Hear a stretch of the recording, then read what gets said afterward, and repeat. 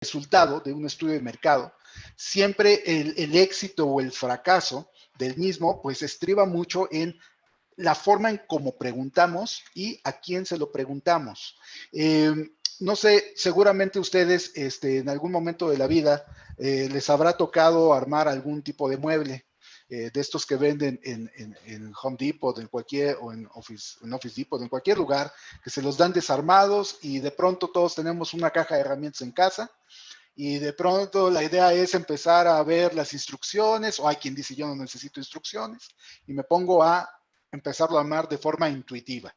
Sin embargo, quizá a diferencia de ustedes, yo la verdad es de que soy muy malo para armar este tipo de muebles, muy malo para todo lo que tiene que ver con este tipo de arreglos en casa, y cuando siempre tengo la oportunidad de contratar a un profesional, llámese carpintero, herrero, plomero, electricista o cualquiera de este tipo de trabajadores, siempre me pongo a observar cómo es que lo hacen y cómo es que eso que para mí puede resultar en una tarde llena de estrés y frustración por no poderlo conseguir, o llegar a armarlo, ¿no? El mueble, pero que quede endeble, que siempre me sobren piezas, etcétera. Pues siempre observo que hay, además, obviamente, de la experiencia que tienen, de la cantidad de muebles armados que han tenido que hacer, obviamente también un gran diferenciador es que cuentan con la herramienta precisa para hacer el trabajo. Seguramente les ha pasado en alguna ocasión que tienen que apretar un tornillo o aflojar un tornillo y de pronto no cuentan con la herramienta, no cuentan con un desarmador a la mano y pues bueno, hacen uso de cualquier otro tipo de objeto que trate de embonar con la ranura del mismo tornillo. Yo he usado pues un cuchillo, he usado una llave, he usado diferentes objetos, ¿no? Y ya cuando está barrido el tornillo, pues la verdad es que es un problema aflojarlo o apretarlo. Y es una diferencia brutal cuando de pronto se cuenta con la herramienta, cuando tienes el desarmador con la punta precisa para el tamaño preciso, la medida precisa de ese tornillo, y entonces es una maravilla cómo funciona. La satisfacción es total. Bueno, en ese mismo sentido está el tema de poder elegir la herramienta, la metodología, el método preciso para obtener la información que se requiere. Nosotros tenemos la gran fortuna de recibir pues diferentes tipos de briefs, solicitudes de estudios de diferentes empresas, de diferentes categorías, y siempre nos hacen una solicitud para ver qué proponemos nosotros. Por otro lado, hay otros que quizá no han tenido tanta experiencia, tanto contacto con la investigación de mercados, y por lo tanto sus referencias son probablemente las que traen de la escuela, probablemente las que alguien dentro de la organización les pudo comunicar, y hay algunas herramientas que tienen en la mente y que en algún momento de su vida aplicaron y les dieron buenos resultados, y por lo tanto se quedan con la idea de que esa forma de explorar es la que se utiliza para hacer investigación de mercados. Y la realidad es de que no, existe una gran variedad, existe un gran portafolio. Nosotros encima tenemos el gusto de poderles ofrecer a ustedes, en el momento que podamos empatar agendas, ofrecerles un curso intensivo de investigación de mercados, donde podamos darles los principios básicos de la investigación, en qué momentos sí solicitar una investigación de mercados, en qué momentos no es necesario. Una vez que se decide que hay que comprobar ciertas hipótesis o que se necesita explorar cierto mercado, en ese momento pues decidir si se requiere una investigación cuantitativa o una investigación cualitativa. ¿Cómo identificar en qué momento tomar una o tomar la otra? ¿Para qué me sirve una? ¿Para qué me sirve otra? De esa manera, nosotros lo que buscamos es allegar la información, el conocimiento a ustedes, para que en el momento que tengan una necesidad, ya sea que la trabajen con nosotros o con cualquiera de nuestros excelentes competidores, tengan ustedes la capacidad de saber cómo solicitarlo, después cómo apreciarlo y posteriormente cómo sacarle provecho a la información. Y en esta ocasión, en favor del tiempo, pues obviamente no me voy a extender mucho en todas ellas, pero aquí van a estar nuestros datos. En el momento que ustedes deseen, podemos programar una sesión de trabajo donde yo les pueda hablar a profundidad acerca de cómo y qué pedir y en qué momento y cómo apreciarlo y cómo aprovecharlo.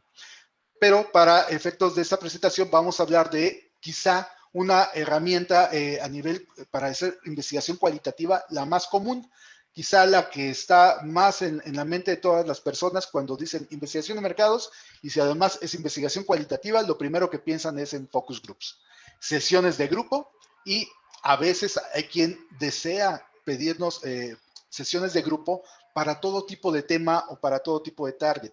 Y esto no es así.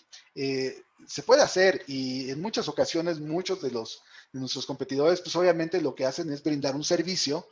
En muchas ocasiones el cliente mismo lo que tiene es ya cierta referencia de que con Focus Group logró la información. Quizá es una metodología que se aprobó desde matriz, desde global, y en diferentes países se está realizando de la misma manera y se buscan tener resultados comparativos. Entonces, no se salen de ahí y lo que dicen es, lo que queremos son focos.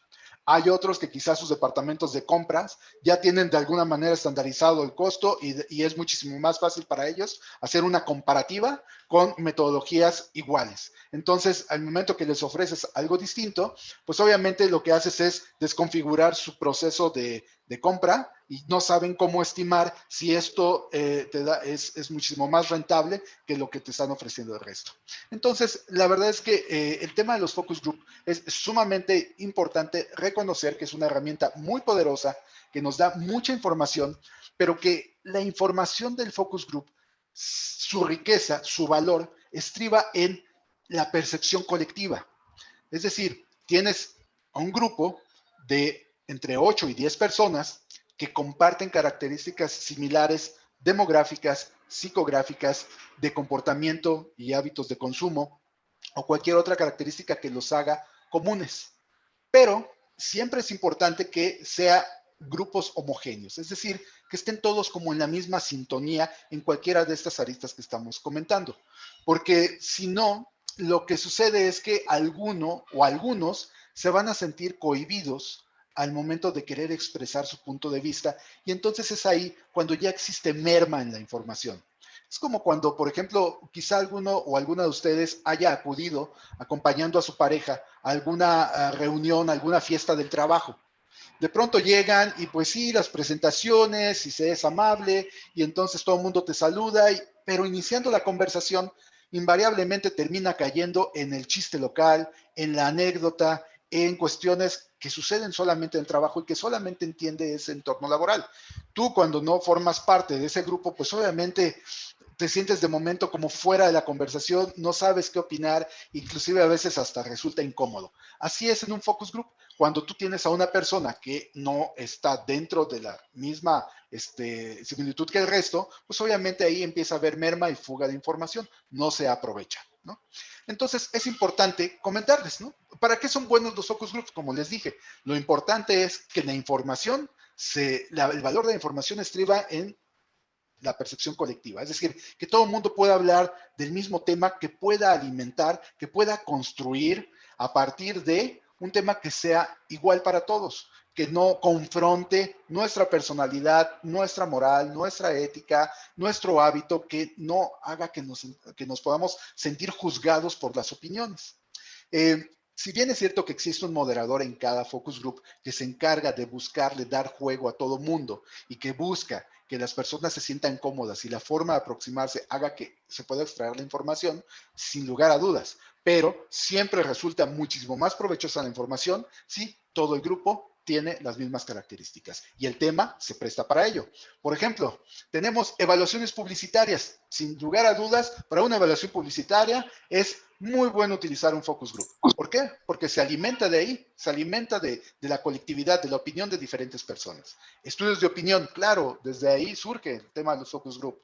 Hablar acerca de cuestiones como el ahorro del agua, tirar la basura, la contaminación, etcétera. Lo utilizan mucho también para ver preferencias electorales. Y entonces ahí la gente habla de lo que quiere hablar acerca de un candidato y se dan confrontaciones y a partir de esta interacción se obtiene información. Y exploraciones generales del mercado. ¿Qué quiere decir esto? Que no sea la búsqueda de un objetivo específico, que sea de un nicho, de un grupo de personas muy reducido. Para este tipo de temas, entre otros, un focus group está totalmente correcto. Con esto puedes obtener una información de mucho valor.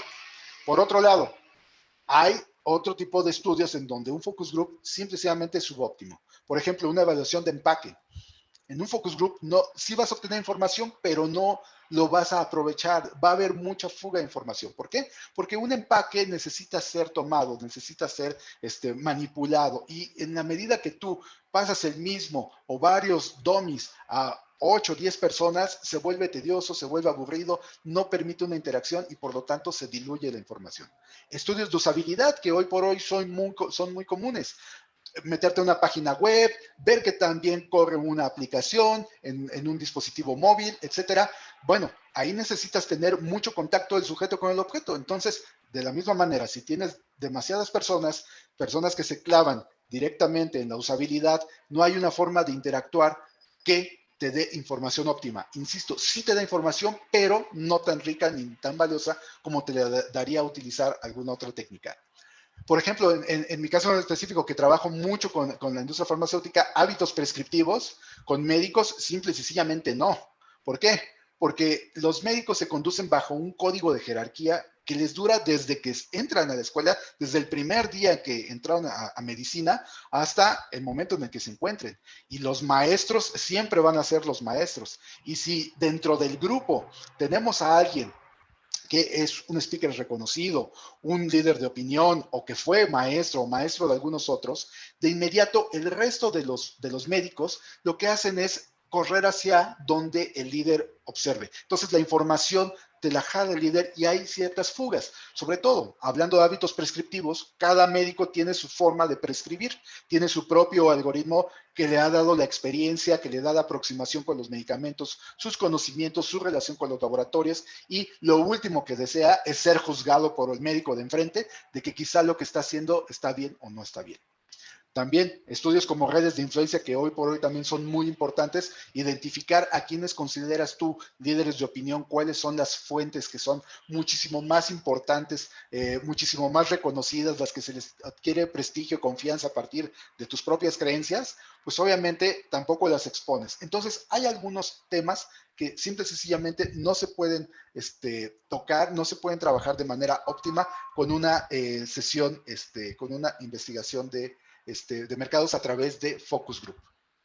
Aquí hay algunos ejemplos, ¿no? Algunos ejemplos de cómo es que ustedes pueden tener una gran variedad de herramientas de alternativas para realizar estudios de mercado, específicamente hablando de investigación cualitativa, donde cada una de ellas tiene su porqué, tiene su razón de ser, está construida de alguna manera para brindar la mejor información posible.